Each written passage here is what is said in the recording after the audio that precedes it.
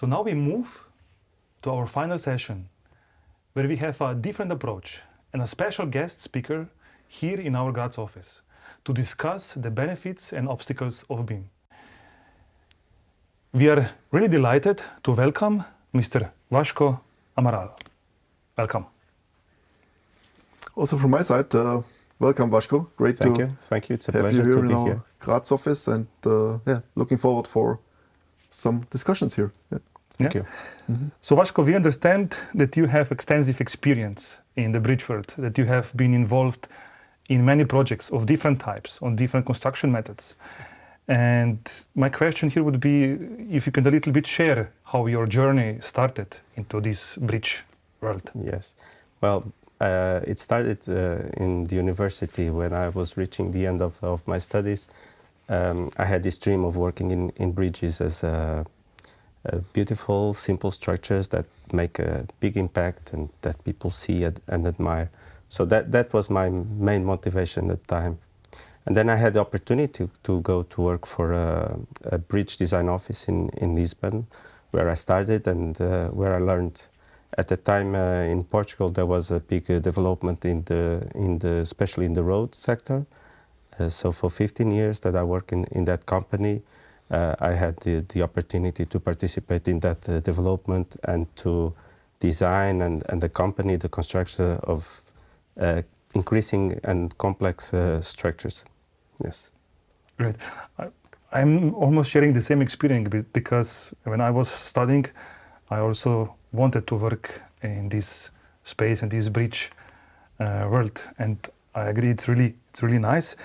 And your career has taken you worldwide, from Europe to South Africa to Asia, and I hear that you have memorable experiences, that you worked in diverse environments. And my question here would be how this multicultural experience has shaped your approach to bridge engineering. Mm-hmm. I think that, well, when you start traveling and seeing how other cultures work, how they organize, what they think it's important or less important, you understand that there are many different ways to reach a common goal, that's to build a bridge, to accomplish a project. You kind of tend to lose the focus that you have from when you're starting on the technical part, and you start giving more importance to things like organizations, who are the stakeholders, what is the motivation for the project. With aspects you have to value more, not only the technical part, but other things like not only the economical, but what kind of technologies are present, what kind of cultural backgrounds people have in the engineering field, what kind of final product do they value more. So that widens a little bit the perspective that you have of the bridge and of the projects. Of course, it's difficult to work in places where things are very different. I can tell that once I was working in a big project in China, and I moved there, and for some months I was the interface between Chinese colleagues and partners, Chinese authorities, and a design team back in Denmark. And it was kind of challenging to make these worlds meet. The organization, the planning, everything was different, and the mentality was different. So it was a difficult and challenging time, but it was also a very interesting experience. Yes, especially at that time, there was no internet connection, and it was no, probably even more challenging. There was already. It didn't work so well, but you have to fight also time differences, different holidays, different breaks. Like when we in Europe, you have some break. They are working hard in China, and then comes Chinese New Year. Everything stops, and you want to progress in Europe. So it's difficult to make these two worlds meet. Yes. Mm-hmm. So you said it's beyond the technical challenge, right? Designing Yes. bridge is not just a technical challenge, but it's also economical development. It's bringing people Political together, sometimes. political challenges, etc. So how would software and digitalization help in that regards? There is that. I mean, that's a fundamental tool, I would say. Of course, with digitalization, you can make things happening faster. You can meet with teams from around the world. You can work in collaboration, and for this collaboration, you need softwares and tools that can support you, and BIM is a big part of it. And you have your model, you have the information, it's centralized. You can manage who has changed what corrections you need to do. And these are kind of tools that are implemented and being improved in the softwares at this moment and make these things happen. And of course, we had this example with the pandemic times. We were all stuck in our places and struggling to keep working and keep the projects moving forward. And it was a big push for all these tools and all these methods, not only the tools, but the working methods that we need to make the collaboration work. Yeah. Interesting. Yeah. So BIM is evolving, and what would you say? So how do you see the implementation of BIM in this transportation infrastructure, in bridge engineering? Well, there's been many information about it for some years. Right now, for some people it's still a dream, for others it's reality. It depends a little bit on the where you are in the world, what kind of projects you're working with. So I'd say in Europe, it's moving forward in big public infrastructures. It's mandatory in some countries. So it's not a matter of do you want to do it or not. If you want to work on the project, you have to do it. And this is a choice by the authorities and the governments, and they see the advantages and the benefits of it. In other places, we have not reached that point yet. So it's optional. Some companies have invested on it. Some authorities have invested. Some are still trying to see how much benefit will you get, and trying to find also the budget and the time to develop this strategy. So we live in a very mixed world, but the future is BIM, of course, and we see that in other aspects of our lives. We see it also in this industry. The future is to have everything digital, common platforms, collaboration, and BIM is a way to organize the information. And we need this tool, and we need to implement it. It's just a matter of time and how long it will take that everybody will be there.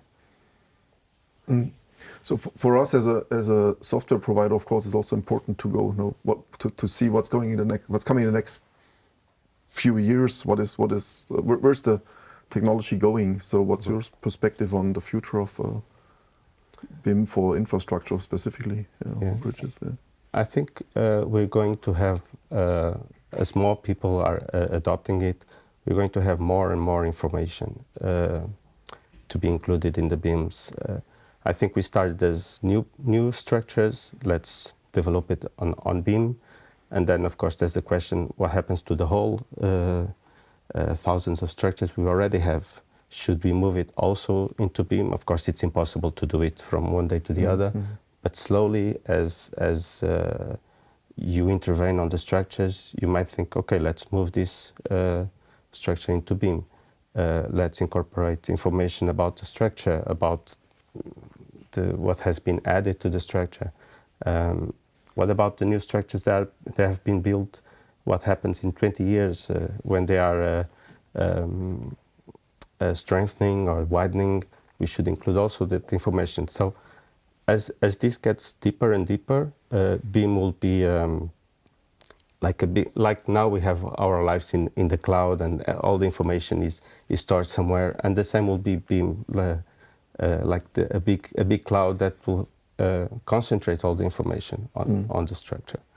So I think that's where the softwares have to move, is how to include more information and how to make it available for the organizations to take benefit from it in 10 or 20 years. So really a big emphasis on the I in the BIM, right? The information. Yes. I think that's in the BIM, and yeah. You mentioned before that in your you have worked in multiple cultural environments, connecting different parts of the world. And I see a BIM also not as a tool, but rather as a method. And I think BIM can help us here to communicate. So you say I for information, but I also see here that the BIM will become a tool that will allow people, experts, to exchange data much more easier. And for sure, this will also have an impact how people work, how people interact between each other. Yes, I agree. It's a revolution that is happening slowly, and it will take some time to have everybody under this method, as you say. Maybe for some older engineers, they will never get there, as it was the transition to CAD. Some people never managed to make this leap. But the future is for sure BIM. And we are still learning how to take benefit from it. We have seen some examples of BIM to field where you build the structures without paper. Is this possible on an everyday basis? Maybe we're still making the first steps. But the idea that we have one central model where all the information is, and we can manage, we can change it, we can spread it around, and everybody has the same information in a very fast way, in a very controlled way. This is what we need for the future. Now it's happening in big projects, but with time it will just be, as you say, a method of working, and then everybody will be under the same working procedures and same mentality. Yes, and we as a software company feel here very responsible to give to the bridge world, to the infrastructure world, the right tools. But we know that the history of software, and there is already some history also for BIM software. So in your experience, because you also you worked in many softwares, and I hear that you also work in ALLPLAN software. So from your perspective, what's the benefit that ALLPLAN brings on the field, as you said before? ALLPLAN has a tool specifically for bridges. Has a product that it's very well designed to the requirements of a bridge. You can see that it was developed from people that understood how a bridge, the design starts, and what are the main parameters that guide it, and the main requirements during the development of the design process.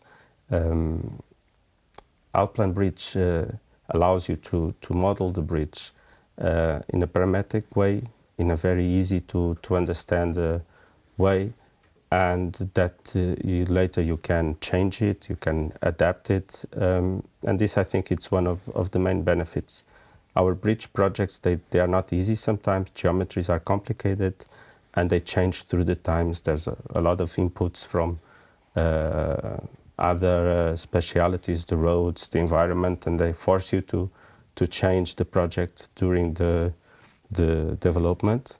And it's now easy with these modern tools, especially ALLPLAN Bridge, to change it and to very efficiently adapt to the new conditions. So this I see as the main advantage. And then, of course, the integration with the whole ALLPLAN platform, then you can further develop it to the final deliveries. Yeah, I think that's great feedback. And I think it also confirms what we heard throughout the day in the presentations, right? Where really the tool is used, or our customers appreciate that the tool comes from people who understand bridge design. And this is the place here in Graz, by the way, where people understand a bridge design and where they create innovation. So great to hear from you, and great to hear from the other presenters throughout the day. I agree. Yeah. Great. Yeah. Yeah, because we have, our team has here a long experience, and we know that bridges are different structures because the structure analysis plays an important role, and this is what we try to bring into the software. So, what do you think from this aspect? The workflows are here different because structural engineers, they do different models because they do analysis of different aspects. But I think we are on a great way to give really a centralized solution. But before we started with this interview, we also discussed that you worked with ALLPLAN also on a roadway project. Yes, and I think this also confirms this idea of BIM as a centralized place for the information. So if you have different solutions like ALLPLAN Road, ALLPLAN Bridge, ALLPLAN Engineering, and they will all work together and communicate, it's very easy to adapt. If you change the road, you adapt the bridge, and if you change the bridge, you adapt the road. So that's how I think the whole solutions will go. That's the vision, I think, that all these tools, they will be integrated into one model. If this is done on a later stage with different models from different designers, then of course this is possible, and probably clients will have to deal with this. But for a company that's developing these different aspects, it's rational to have a tool that integrates all these aspects and can easily interchange the information and make these adaptations.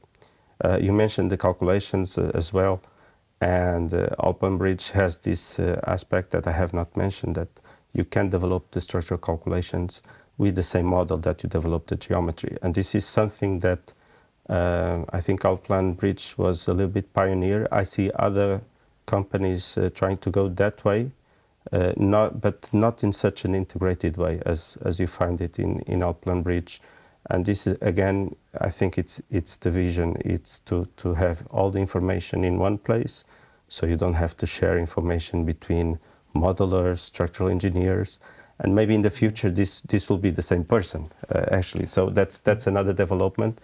We discussed the tools, but maybe it's also necessary to discuss human resources to handle this. And I see that happening, that a young engineer out of the university, they model, they calculate, they do everything in one with the same tool, and you don't have this clear split between different roles. And this is also an adaptation that it will come, it will take time, but it will be probably the future.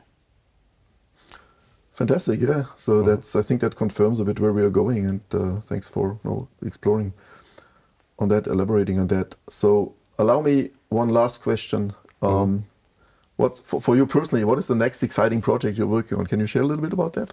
Yes, we have a project that I think it will go on until the end of the year, of something a little bit different to apply to the BIM world. It will be a structural evaluation of a bridge and the strengthening requirements.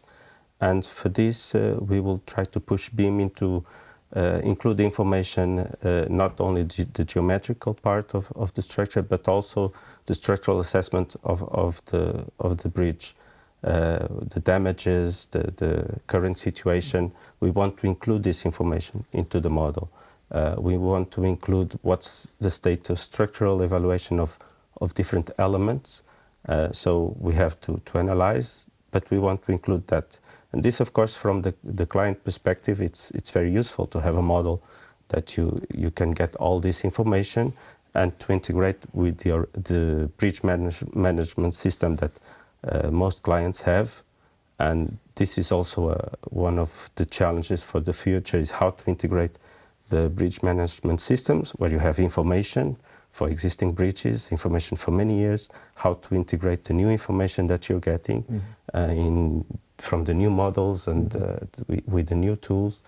And we are working, it's kind of a pilot project where we will try to expand these frontiers of the use of BIM. Yeah, fantastic. Yeah, that sounds like pushing the boundaries of BIM further. That's a great project. So, yeah, thanks Vasco for the insightful comments here and explanations. It was great to have you here in this setup. And yeah, thanks again for Thank you. support. It was a pleasure to be here in Graz with you guys. Thank you. Also from my side.